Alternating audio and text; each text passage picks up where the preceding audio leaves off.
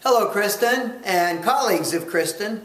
I'm Joe Ty from Values Coach, and I want to thank you for inviting me, virtually inviting me, to join you for a couple of minutes to talk about culture. You know, it's fascinating. In the last couple of years, there has been a sea change in our understanding and appreciation of the importance of culture. One way that's been reflected is last year, IHI, the Institute for Healthcare Improvement, you know, the ones who back in 1999 said hospitals kill 100,000 patients a year. Last year, they came out with a white paper on joy in the workplace. Joy, J-O-I. And here's what they said. They said joy at work, or the absence of joy at work, not only has a big impact on the experience of the employee, on engagement, on satisfaction, it also has a huge impact on patient satisfaction, on patient clinical quality outcomes, on patient safety, and everything else we do. And here's the thing. You all have a copy of the book, The Florence Prescription, today. And the subtitle is Moving from Accountability to Ownership. You cannot hold people accountable for joy, can you? That's got to come from a sense of ownership. And I would encourage you to share with all of your people and sign yourself the Certificate of Commitment. And you can download it from theflorencechallenge.com website. And sign them and post them where people can see them. Because it expects three things. One is that people will be emotionally positive.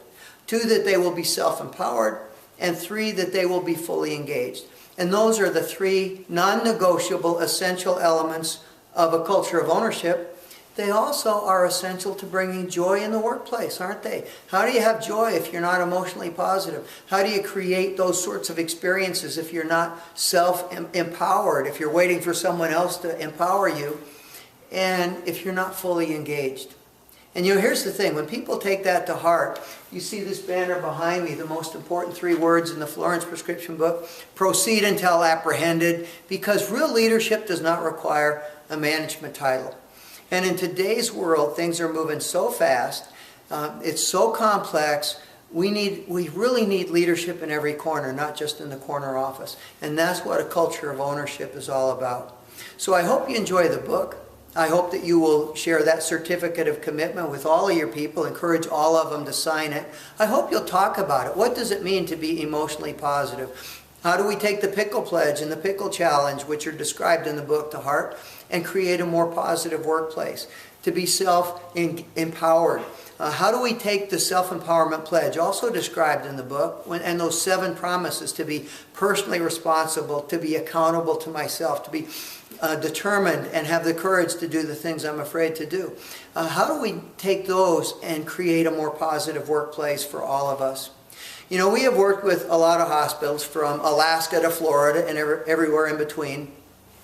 And I've learned a lot about what it takes to change culture. And this is the single most important lesson. That culture does not change unless and until people change. Because culture is shaped by the collective attitudes and behaviors of the people who work there. And if nobody's willing to change, if everybody says, oh, they got to change, but I'm okay, then you can have a program of the month, you can bring in a motivational speaker, give everybody a book. You're not going to change culture until people are willing to look in the mirror and say, I could be better. And I will make that commitment to change. But when you do that, amazing things can happen. A couple of years ago, I got a letter from Paul Udemark.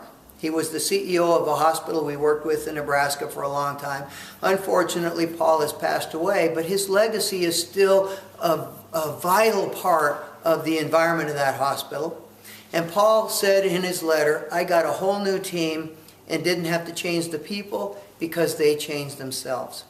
And I've come to see that as the gold standard, not only of culture change, but of real leadership, because that's what leaders do. Joel Barker is an authority on leadership, and in one of his books he said, a leader is someone who takes you to a place you didn't know you wanted to go. It's so true, because that implies 2 things. One is creating a vision of that place, and 2 is inspiring people to make the journey. I add to that. A leader is someone who takes you to a place you didn't know you wanted to go by helping you be the person you didn't know you could be. That's what Florence Prescription leadership, that's what culture of ownership leadership is really all about. Helping your people be the best they can be. You do that, culture will take care of itself. Good luck.